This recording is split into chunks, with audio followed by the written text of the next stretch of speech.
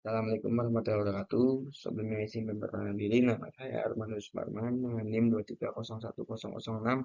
Di sini saya akan mengerjakan tugas remedial teknik pembayaran 1. Mulai selanjutnya langsung. Ini ada soalnya. Drisling. Rangkaian drisling ada 9 pipa dan peralatan yang digunakan dalam operasi pengeboran berfungsi untuk mentransmisikan gerakan rotasi dari rig ke mata bor atau pit. Ini pit ya. Serta mengalirkan fluida pemboran ke dasar sumur. Kemudian selanjutnya itu ada HWDP atau Heavyweight Drill Pipe, jenis pipa bor yang digunakan dalam industri minyak dan gas untuk membantu pengeboran sumur yang lebih dalam dan kompleks. Kemudian ada stabilizer adalah komponen ini stabilizer nih adalah komponen dalam operasi pengeboran minyak dan gas. Fungsinya itu meningkatkan stabilitas, testing dan pahat untuk mengurangi getaran dan meningkatkan efisien pemboran. Yang kedua itu mengurangi risiko kerusakan pada pahat dan testing akibat getaran atau gerakan tidak stabil. Ketiga, membantu menjaga posisi pahat tetap stabil dan terkontrol sehingga meningkatkan akurasi pengeboran. Dan yang terakhir itu mengurangi resiko pemboran yang tidak terkontrol dan meningkatkan keselamatan operasi pemboran. Kemudian ada roller hammer. Fungsi roller hammer adalah membesarkan diameter lubang bor dengan memotong dan menghancurkan formasi batuan. Yang kedua itu membantu lubang bor yang lebih stabil dan sesuai dengan desain yang diinginkan. Kemudian yang ketiga itu mengurangi risiko kesulitan dalam proses pemboran dengan membersihkan dan membesarkan lubang bor. Dan terakhir itu meningkatkan efisien pemboran dengan membantu mengurangi gesekan dan meningkatkan kemampuan pahat untuk memotong formasi batuan. Kemudian ada mat motor. Mat motor adalah alat yang digunakan dalam operasi pemboran minyak dan gas untuk menggerakkan pahat atau pit dan meningkatkan efisien pemboran. Fungsinya itu menggerakkan pahat dengan menggunakan energi hidrolik dari lumpur pemboran. Ini motor. Dan meningkatkan efisien pemboran dengan memberikan tenaga tambahan pada pahat. Kemudian membantu mengurangi beban pada rig dan meningkatkan keselamatan operasi pemboran. Dan terakhir itu meningkatkan kemampuan pemboran dalam formasi batuan yang keras atau kompleks. Selanjutnya itu ada drill jar.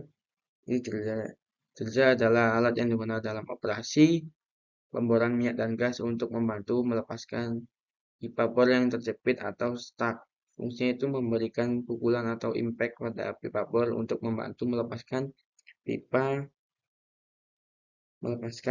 pipa yang terjepit, dan itu menghasilkan gaya impulsif yang terdapat membantu melepaskan pipa bor yang terjepit akibat gesekan atau tekanan itu. Dan terakhir itu meningkatkan kemungkinan keberhasilan dalam melepaskan melepaskan apa ya?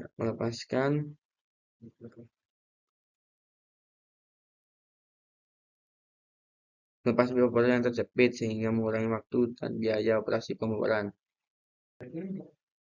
Shock itu fungsinya ini yang shock nih. Shock itu fungsi pelampung adalah sebagai katup satu arah yang mencegah aliran balik fluida pemboran ke dalam rangkaian bor dan lubang bawah.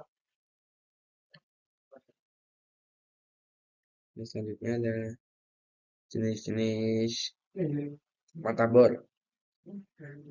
Jenis mata bor itu yang pertama itu ada PDC, digunakan untuk pemboran deformasi batuan yang lunak hingga sedang keras. PDC bit memiliki keunggulan dalam meningkatkan laju pemboran dan bit. Yang kedua itu ada tricon bit, digunakan untuk pemboran formasi batuan yang keras hingga saat keras. Tricon bit memiliki 3 kerucut yang berputar untuk memotong formasi batuan. Milling bit digunakan untuk pemboran formasi batuan yang sangat keras atau keperluan stacking. Milling bit memiliki desain yang kuat dan tahan lama untuk memotong formasi batuan keras. Drop bit itu digunakan untuk pemboran formasi batuan yang lunak sehingga lunak hingga sedang keras. Dan implemented bit digunakan untuk pembuatan formasi batuan yang sangat keras dan abrasif. Apabila dicabut TP dengan sistem kering atau dalam kurung full tray, contohnya itu diketahui TP cap sama dengan 0,01419 BBT BBT per FT. DP di SPLL sama dengan 0,00633 BBL per FT. Cut N sama dengan 0,050 BBL. Ditanyakan volume lumpur yang harus diisikan ke dalam lubang bor untuk mencabut setiap 5 stand. Dalam volume 1 stand sama dengan 90 FT. DP adalah lumpur yang harus diisikan sama dengan volume DP. Volume yang diisikan oleh fluida dari anulus. Volume ruang hampa sama dengan panjang DP kali kapasitas dalam DP kurangi dalam kurung DP cecap. Volume yang diisi sama dengan panjang DP kali kapasitas ruangan lulus dalam kurung cap an. Volume sama dengan 450 FT kali dalam kurung 0,01419 ppl FT kurang 0,00633 ppl FT sama dengan 3,537. Volume sama dengan 50 FT kali 0,00786 BPL kali FT 3,537 BPL. Volume total sama dengan 7,074 BPL per FT. Volume yang ditarik keluar dari lubang oleh TP, volume lumpur yang ditarik keluar sama dengan panjang total X TP CPL. Panjang total DP sama dengan 5 dalam kurung 90 FT sama dengan 450 FT. Volume sama dengan 450 FT kali 0,063 BPL sama dengan 2,8485 BPL. Kemudian selanjutnya yang ketiga itu standar berat UAPA casing. Kemudian ada nominal weight dan plain end weight dan treated end couplet. Casing nominal weight berat nominal adalah berat casing yang dihitung berdasarkan dimensi dan densitas material casing. Berat nominal biasanya digunakan sebagai acuan memilih casing yang sesuai dengan kebutuhan. Yang kedua itu ada plain end weight. Berat plain end weight adalah berat casing tanpa ulir dalam kurung thread dan coupling. Berat plain end weight berdasarkan berat material casing tanpa mempertimbangkan ulir dan coupling. Jadi yang ketiga itu ada threaded and coupled atau T-tensi weight. Berat T-tensi adalah beratnya casing yang sudah termasuk ulir dan coupling.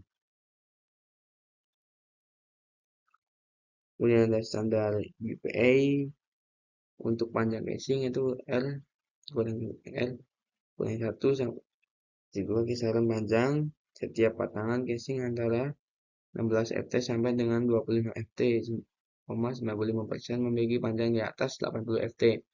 R2 kisaran panjang setiap patangan casing antara 25 FT sampai dengan 34 FT, 95% memiliki panjang di atas 28 FT.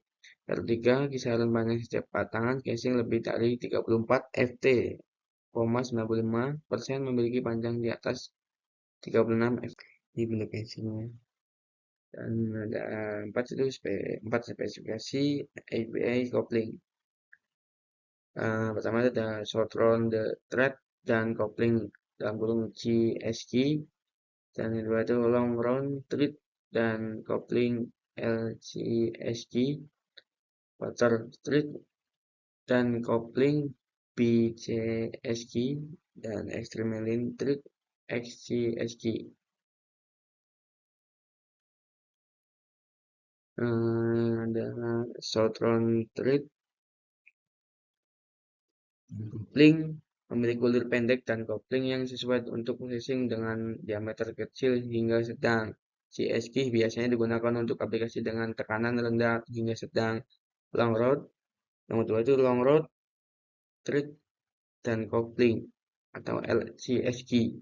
Memiliki kulir panjang dan kopling yang sesuai untuk casing dengan diameter besar di aplikasi dengan tekanan tinggi. LSG menawarkan kekuatan dan ketahanan yang lebih baik daripada CSG.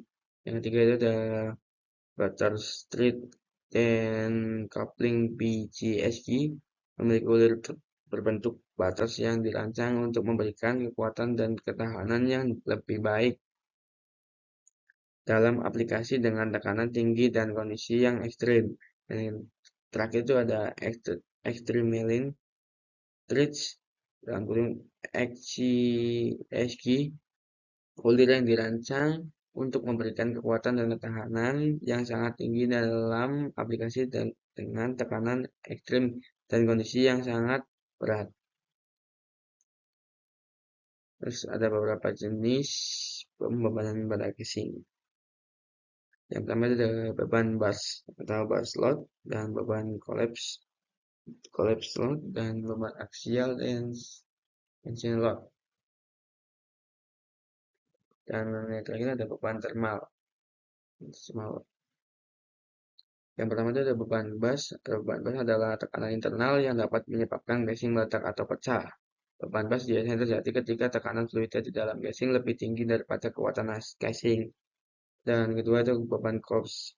Collapse adalah tekanan eksternal yang dapat menyebabkan casing runtuh atau kolaps.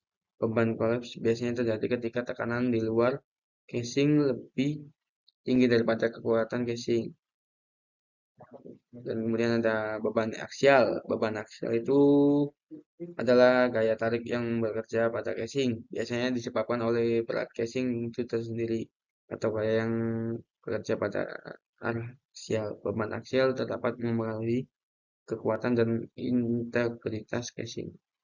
Dan yang terakhir ada beban thermal. Beban thermal adalah beban yang disebabkan oleh perubahan suhu yang dapat menyebabkan ekspansi atau kontraksi casing.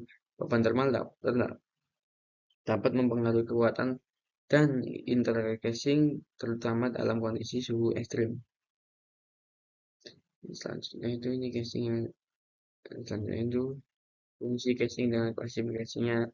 Yang pertama itu ada fungsi dan klasifikasi casing itu. Yang pertama surface casing, intermediate casing, dan protective casing dan linear casing.